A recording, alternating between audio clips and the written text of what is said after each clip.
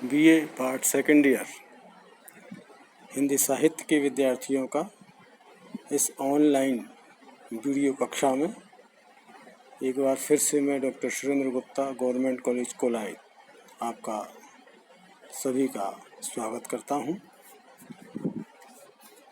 आज की इस ऑनलाइन कक्षा में रीतिकालीन रीति शुद्ध कवि केशव की रामचंद्र का जो प्रबंध काव्य है उसके पदों की हम व्याख्या करेंगे। इससे पहले के दो वीडियो में भी मैं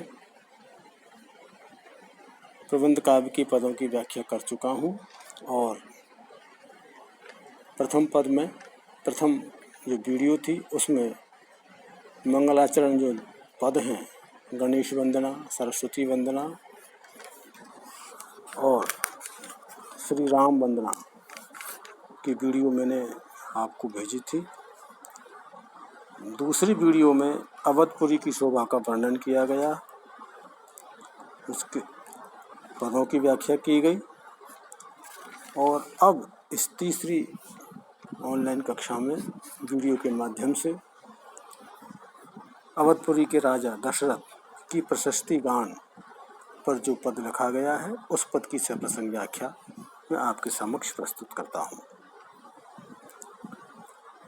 पद इस प्रकार है। विधि के समान है विमानीकृत राजहंस, विविध विबुध यद मेरु सो अचल है। दीपति दिपत अति सातों दीप दीपियत, दूसरो दिलीप सो दक्षिणा को बल है। सागर उजागर की बहु वाहिनी को पति, छन्न दान प्रिय किंधो सूरज अमल है। सब विधि सब रथ राजे राजा दशरथ, भागीरथ पंथगामी गंगा कसो जल है। इस पद के अंतर्गत जो रामचंद्र का से उद्धृत है, इसमें जो वैतालिक राज है वो महर्षि विश्वामित्र की उपस्थिति में महाराजा दशरथ की कीर्ति का वर्णन करते हैं और यहाँ पर राजा दशरथ के गुणों का बखान करते हैं, उनके यश का बखान करते हैं। तो बताते हैं कि राजा दशरथ कैसे बलशाली हैं, उनमें कौन कौन से गुण हैं जिसके कारण अवध पूरे अन्य राज्यों की तुलना में किस तरह महान है और यहाँ के राजा किसमें बलशाली हैं और किस तरह समर्थ हैं। व्याख्या करता हूँ। वैतालिक महाराज जो है वो दशरथ की प्रशस्ति करते हुए कहता है कि राजा विधि के समान है। कैसे हैं? विधि के समान है। विधि कौन? जो विधाता हैं, विधाता जो सृष्टि की रचना करते हैं। तो राजा दशरथ ब्रह्मा के समान है। क्या कवि कहना चाहते हैं कि जिस प्रकार से ब्रह्मा सृष्टि के कल्याण के लिए एक सुनियोजित व्यवस्था को कायम करते हैं, ठीक ठीक उसी प्रकार से समुचे राज्य के कल्याण के लिए यहाँ पर राजा दशरथ सुनीति परक व्यवस्थाओं को यहाँ पर प्रस्तावित करते हैं, उन व्यवस्थाओं को यहाँ पर बनाए रखते हैं। विमानीकृत राजहंस, विविध विबुध युत मेरु सो अचल है। और कैसे हैं वो राजा दशरथ? उसी प्रकार हैं ठीक जिस प्रकार से ब्रह्मा राजहंस पर सवारी करते हैं। राजहंस पर विमानीकृत यानी उड़ करके जाना या उस पर विराजमान होना राजहंस पर, ठीक उसी प्रकार जो राजा दशरथ हैं वो राजा अन्य राजाओं के चित्त रूपी हंस पर सवार रहते हैं, अर्थात वह अनेक राजाओं को अपने वश में किए हुए हैं। विविध विबुध युत मेरु सो अचल है। और राजा दशरथ कैसे हैं? मेरु सो, मेरु पर्वत के समान, अचल, मेरु पर्वत के समान अडिग हैं, अचल हैं। जिस प्रकार से मेरु पर्वत होता है उसी प्रकार से महाराजा दशरथ का व्यक्तित्व अचल और अडिग है। विविध विबुध युत, और कैसे है ये? विभिन्न विभिन्न प्रकार के विबुधों से युत है। कौन है? अवधपुरी है और वहाँ के राजा। किस प्रकार से? जिस प्रकार से सुमेरु पर्वत पर अनेक अनेक देवता निवास करते हैं, ठीक उसी प्रकार से विभिन्न विभिन्न प्रकार के बुधो अर्थात अच्छे बुध, अच्छे देवता, अच्छे पंडित, अच्छे ज्ञानी, अच्छे विशेषज्ञ, सर्वश्रेष्ठ जो विबुध, सर्वश्रेष्ठ ज्ञानी का अर्थ है यहाँ पे।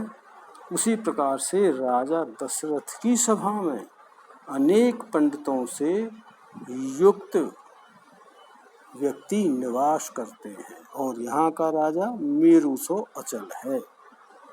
दीपति दिपति अति, सातों दीप दीपयतु, सातों जो दीप हैं वो दीपयतु अर्थात प्रकाशित होते हैं। दीपति दिपति अर्थात दीपति माने यश और दिपति माने कांति में। कहने का मतलब राजा दशरथ का यश इतना प्रकाशवान है, इतना कांतिमान है कि जो सातों जो दीप हैं अर्थात दिग दिगांतर तक, दूर दूर तक जो पृथ्वी पर इस सृष्टि में दीप फैले हुए हैं वो भी उनके यश के प्रभाव से प्रकाशित होते हैं। दीपति दिपति अति, अति माने बहुत ज्यादा कांति से प्रकाशित, यश से प्रभाव राजा का व्यक्तित्व, और उनसे सातों दीप प्रकाशित होते हैं। दूसरों दिलीप सो सुदक्षिणा को बल है, और क्या है उनके अंतर्गत? वो दूसरे दिलीप की तरह हैं।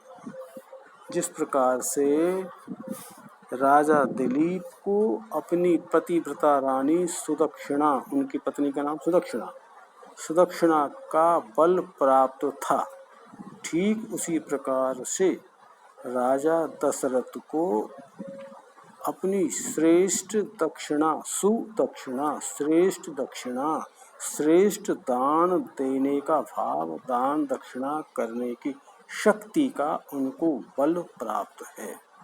तो सुदक्षिणा जो शब्द है इसमें श्लेष अलंकार, क्योंकि इसके दो अर्थ निकलते हैं, दिलीप की पत्नी और दान, अच्छी तरीके से दान देने का भाव, दान शक्ति का बल। तो सागर उजागर की बहु वाहिनी को पति, और राजा दशरथ कैसे हैं? सागर उजागर, सागर के समान उनका व्यक्तित्व उजागर है। जिस प्रकार से सागर में अनेक नदियों आकर मिलती हैं तो नदियों का पति सागर, उसी प्रकार से राजा यहाँ पर अनेक अनेक राजाओं के ऊपर विराजमान है, राजाओं के पति हैं। बहुवाहिनी को पति, और बहुवाहिनी, वाहिनी माने सेना, बहु माने विभिन्न विभिन्न प्रकार की, अर्थात उसी प्रकार राजा अनेक अनेक विभिन्न विभिन्न प्रकार के सक्षम और शक्तिशाली सेनाओं के स्वामी हैं। सेनाएं राजा के निर्देश के अनुसार अपने सामर्थ्य को प्रदर्शित करती हैं। ये यहाँ पर भाव लगेगा। तो सागर उजागर की बहुवाहिनी को पति, क्षण दान प्रिय, और राजा कैसे हैं? क्षण प्रतिक्षण दान, दानवीरता, प्रिय उनको प्रिय है, और राजा दशरथ को अनेक प्रकार की प्रतिक्षण दान करना उनको सबसे ज्यादा प्रिय लगता है। किंधो सूरज अमल है, और जिस प्रकार से सूरज अमल, अमल का मतलब होता है निर्मल, जिसमें कोई भी विकार ना हो, और वो राजा निर्मल सूर्य के समान है। जिस प्रकार से सूर्य जो होता है वो अंधेरे का नाश करता के और सभी को प्रकाश रूपी सुख प्रदान करता है, उसी प्रकार से राजा दशरथ जो अवध के राजा हैं, प्रतिक्षण दान करते हुए सभी को सुख प्रदान करते हैं। सब विधि सब रथ राजा राजा दशरथ, और सभी प्रकार से, विधि माने प्रकार, सभी प्रकार से सबरथ, सबरथ का मतलब समरथ, समरथ का मतलब सामर्थ्य है, सभी प्रकार से वो सामर्थ्य है राजा, राज है और वह राज करता है, जिसका नाम है दशरथ। भागीरथ पथगामी, गंगा के सुजल है, और वो राजा दशरथ जो हैं भागीरथ पथगामी, भागीरथ के पथ का गामी है, उसके पथ का अनुसरण करने वाली गंगा के सो जल है, गंगा के जल के समान है। क्या मतलब हुआ कि वह राजा जिस प्रकार से राजा भागीरथ के द्वारा दिखाए गए पथ पर गंगा का जल आज तक बह रहा है, बहता है, उसी प्रकार से अपने अपने राजा दशरथ अपने पूर्वजों की रीति नीति पर ठीक वैसे ही चल रहे हैं, जैसे राजा भागीरथ ने गंगा के जल को प्रवाहित किया था, पथ पर चलने के लिए अनुगामी बनाया था। तो कहने का मतलब राजा भागीरथ के समान ही लोक कल्याण की भावना से, क्योंकि गंगा को लोक कल्याण के हेतु प्रवाहित किया था, इसी प्रकार से राजा दशरथ लोक कल्याण की भावना से अनुप्राणित हैं, और उनका हृदय गंगा जल के समान निर्मल और पतित पावन है, पापियों को मुक्ति प्रदाता हैं। ये इसकी व्याख्या हुई। पद नंबर 6 था ये। तो एक तरह से इस पद में राजा दशरथ की यश प्रशस्ति का चारण शैली में चमत्कार पूर्ण वर्णन हुआ है। और श्लेष मैंने बताया था आपको, सुदक्षिणा में श्लेष है, उपमा इसमें भरे पड़े हैं, उपमा दी हुई है, विधि से उपमा है। अच्छा, मेरु पर्वत है, जो सुमेरु पर्वत है, उससे उसकी उपमा है, ठीक है। दिलीप की उपमा है, इसमें सूरज की उपमा है, भागीरथ की उपमा है, ये सब उपमाएं दी हुई हैं इसमें, है ना। और संधेय अलंकार भी इसमें व्यक्त होता है, तो प्रशस्ति गान इसमें प्रयोग हुआ है। 7वें नंबर का पद लेते हैं। 7वें नंबर का जो पद है इसमें वो सीता स्वयंवर से लिया गया है। तो ये पिछले जो 3 पदों का मैंने व्याख्या की थी, इसमें अवधपुरी की शोभा का वर्णन और अवधपुरी के राजा का वर्णन था।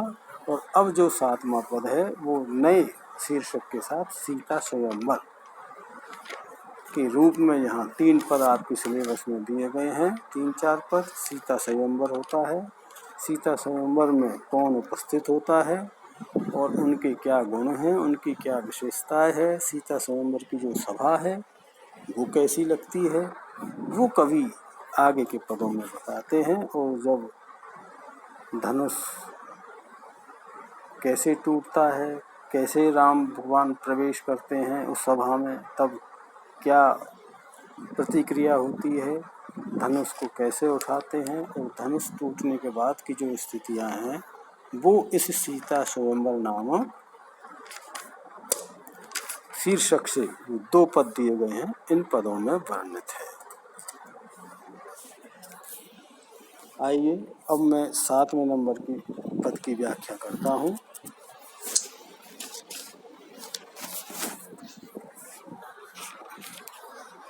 पावक पवन मणि पन्नग पतंग पित्र, जेते ज्योतिवंत जग जितिशन गाये हैं, असुर प्रसिद्ध सिद्ध तीर्थ सहित सिंधु, केशव चराचर वेदन बताए हैं, अजर अमर अज अंगी और अनंगी सब, वरन सुनावे ऐसे कौन गुण पाए हैं। सीता के स्वयंवर को रूप अब लोक वे को, भूपन का रूप धर विश्व रूप आए हैं। देखिए, इसमें सीता स्वयंवर के प्रसंग से ये उद्धृत है। और इस स्वयंवर में जो दूर दूर के जो राजा यहाँ उपस्थित हुए हैं धनुष भंग के लिए, उसका वर्णन चमत्कारिक रूप में किया गया है। ये इसका प्रसंग है।